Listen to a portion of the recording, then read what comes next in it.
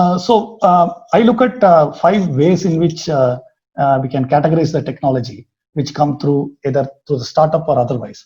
One is about the science of it, the science and technology in agriculture.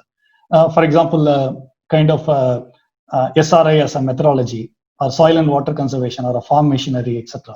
These are the kinds of science and technology based ones. One category. The other one is the information, so IT systems, machine learning and AI, then image processing, etc. Then the third set, which is emerging, is quite a bit on the geospatial, satellite imagery, etc., which can actually plot, which can talk about climate, then weather forecasting, and also some of the pests and others, right? So satellite imagery is the other one. Then the fourth set is about sensors, right? Internet of Things, drones, etc. I think there's also other things about servicing, like watering, sowing seeds, etc. This is sensor-based technology. And another fifth area, which I always feel we also have a lot of startups and others who can come and talk about it. There are traditional technologies, right, which farmers themselves use, particularly their own seed conservation, storage, processing, which are almost combined with their lifestyle and culture. I think while we build in this technology, I think we should have a clear purpose in which we say that whether it can take the farmers together with us, right, and whether it doesn't exclude people who are already excluded in the value chains. I think the purpose for whom and with whom is very important. And there are quite a lot of deployment challenges. I think it could be related to the context in terms of connectivity and other issues.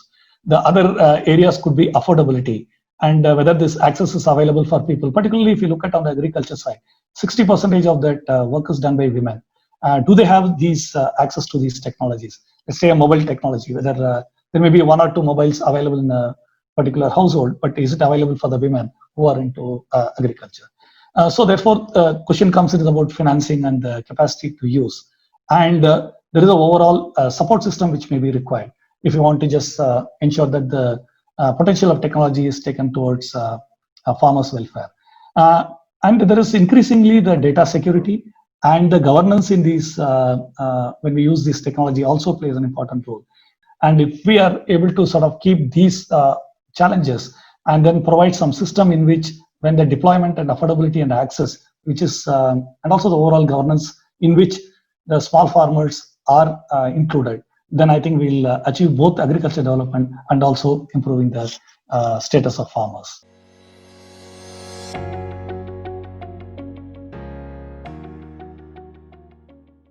I think efficiently and with a certain level of clear price points and ensuring consistency, private sector can play a very important role, both in terms of taking the products to the farmers in terms of inputs and other services, which will help them in agriculture and allied sector, and then later take the products to the market in terms of their outputs going to the markets here. The second value is also about social responsibility and satisfaction. And how do you work on the larger social good? I'm not talking about the compliance part of CSR.